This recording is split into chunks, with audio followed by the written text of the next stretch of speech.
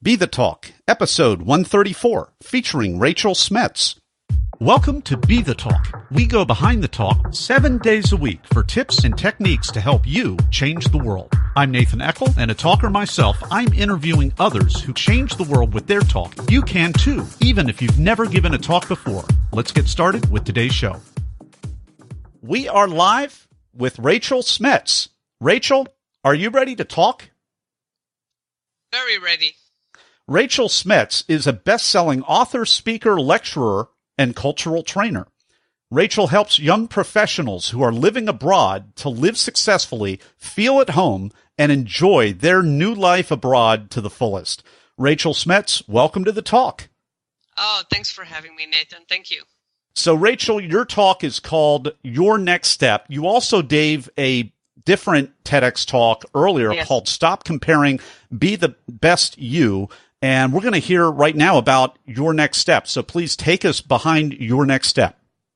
Okay. It's the other way around. It was my first talk. Your next step was my first one. And it was about what do you do when you have goals and dreams in your life? Because I used to have dreams. I wanted to live abroad. And I dreamt about it. And I thought, okay, I can dream about it. I can be 90 years old and then say, look back at my life and think, okay, I should have done it. And instead of thinking I should have, I thought I have to do it. So I took that step. And that's all you need to do. Whenever you have a big goal or a big dream, you have to take that next step.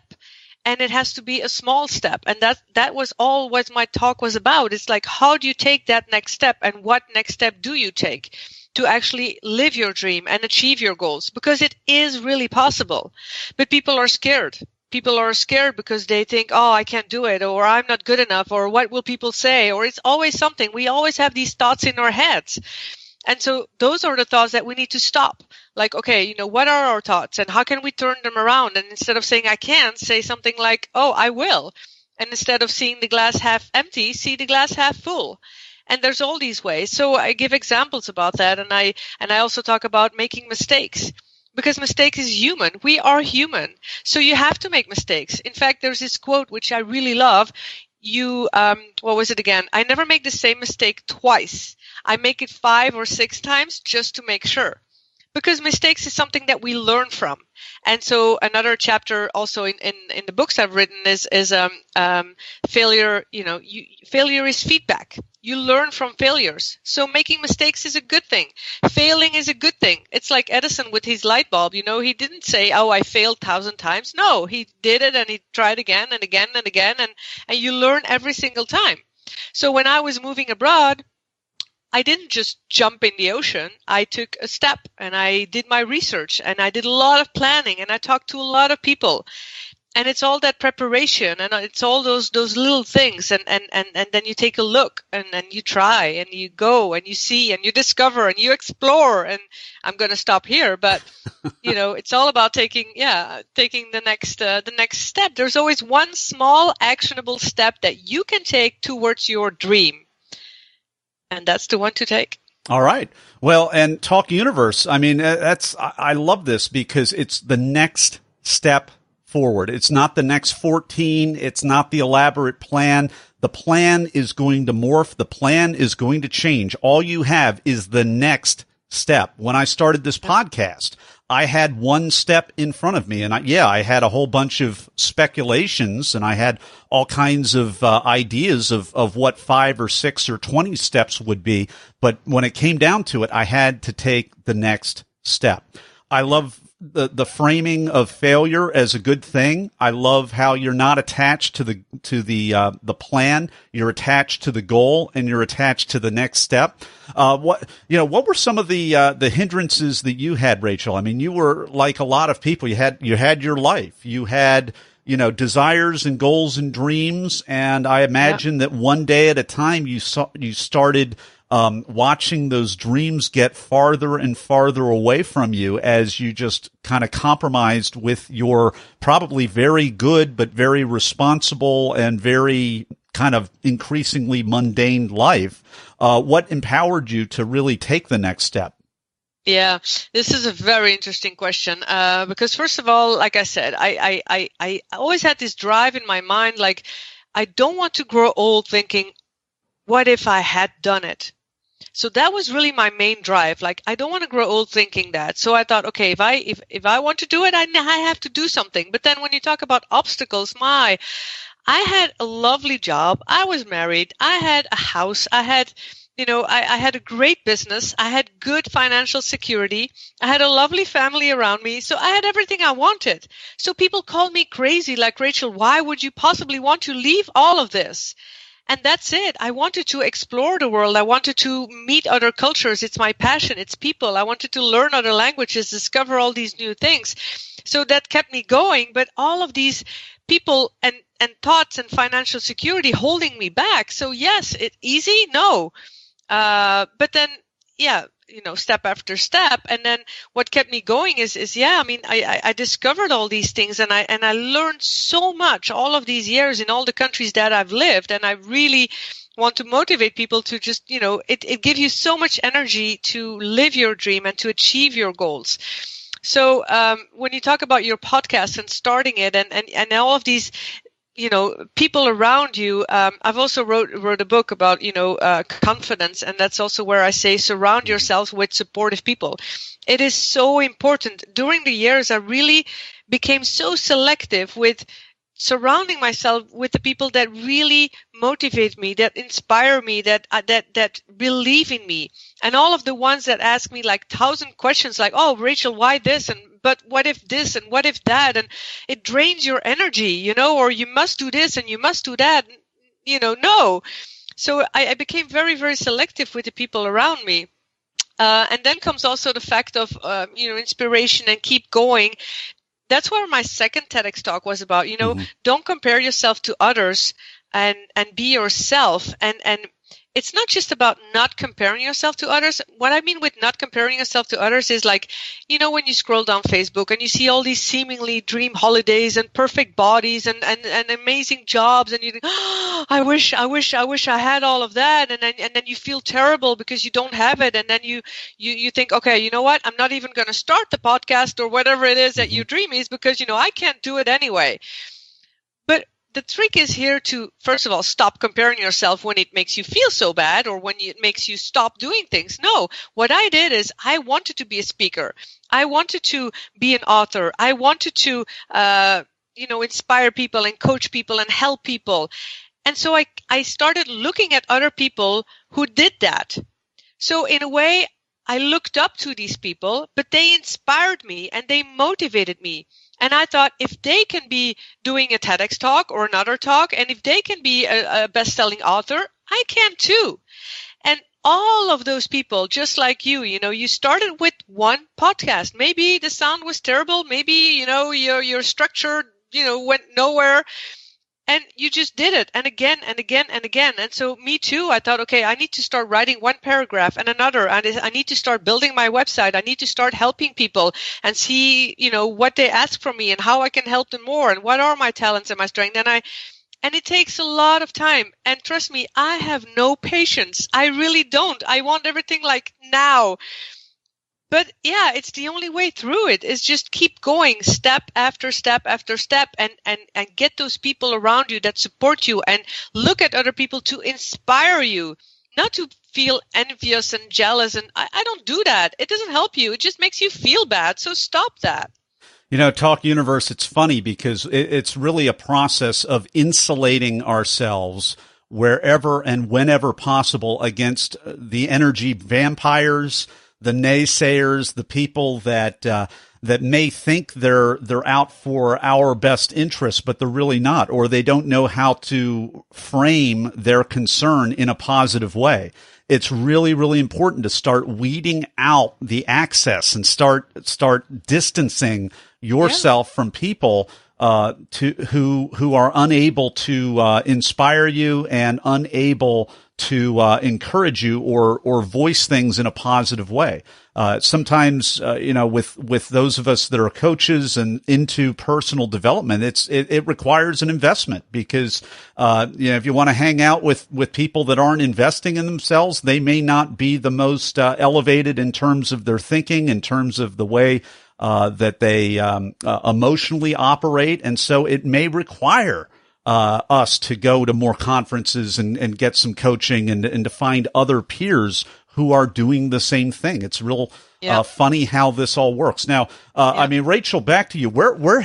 Just give us an idea where you've lived. Where were you originally from, and then where have you lived around the world? Love to hear it. I'm originally from Belgium, so my family lives in Belgium, and I visit them regularly. At the moment, I'm living in the Netherlands, which is actually the country next to it. People say, "Oh, it's just it's all in Europe, it's all the same," but it's so different. Even though those two countries are next to each other and they're really small. And my very first move was to Spain. Well, that was my very first move, and I also love languages, and I speak 6, almost 7, and I love it. And another polyglot here. Yeah, I love it. I love it. And it really helps. The language really helps to understand the culture much better as well. And so I help people also with conversational languages. That's another thing I do, because in the end, it's not all about the grammar and the things. It's really about the conversation. That's really important. Now, the Netherlands, don't you have in the Netherlands like several official languages? Not in Netherlands. In Belgium, there is. In Belgium, okay. Yeah, there's French, Dutch, and then German. Wow. Yeah. I'm an American. I speak American, unfortunately. But it doesn't mean that everybody speaks those 3 languages. It's just, there are official languages. But yeah, so, and then I also lived in France, in Germany, in Scotland, in the UK. Well, I always differentiate those two because Scotland is like a world of difference with the south of England. So I always say both. America, India, worked twice for a longer period. I didn't, what else? What am I forgetting? France, Germany, Belgium, Netherlands. Yeah. But I'm so ready to go again, because actually in the Netherlands, I've been several years now, and it's like, wait a minute, what am I still doing here? I need to go. Yeah. I want to explore more. We've been enjoying this conversation with Rachel Smets, and her talks are called Your Next Step, as well as Stop Comparing, Be the Best You. I think I reversed the order right there. We will be right back with Rachel Smets and the Blitz Round. People ask, how could I start a 7-day-a-week podcast? It's because of what I've learned from my mentors. Some of the best mentors in history aren't around anymore. They've left hours of one-on-one mentoring behind in their books. Each month at Classics on Tap, I record a new chapter from a classic business book to help you make a difference. Download your first chapter at classicsontap.com. And we're back with the Blitz Round. Rachel, are you ready? Shoot. All right. Well, I'm going to ask you a series of either-or questions related to the preparation and the performance of your branded talks. Here's the first question. Were you selected to speak, Rachel, or did you apply? Both. One for each. Okay. Are you a memorizer, an improviser, or a blender? Ooh, memorizer. How did that work for you? Very good. I just rehearsed, and yep. And I know you're a speaker already, but do you consider yourself with this kind of a talk a seasoned performer or newer to the stage, even though you've done 2? Well, together with my other talks, I would say seasoned. Okay. And did you have nerves, or were you in the zone, or neither, or both? I would say probably a little bit of nerves, because it is TEDx and it gives you this, but it's like a very nice type of nerves, like a very positive, like, excitement kind of nerves. Yeah. Those are the best kind. Yeah. Yeah. Well, here's the cut for time question, Rachel. What was the most painful part of your talk that you had to cut out? Nothing. Well, you must have done that during the revising preparation process. Yeah. Then.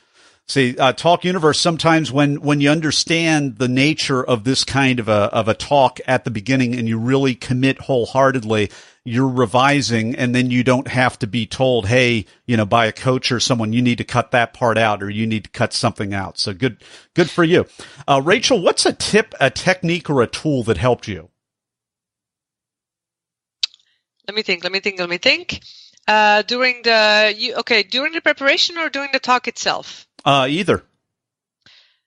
I would say two things. First of all, during the talk, I guess during the talk is important. Well, first of all, the preparation before the talk, rehearse. And if you think you rehearsed enough, rehearse again.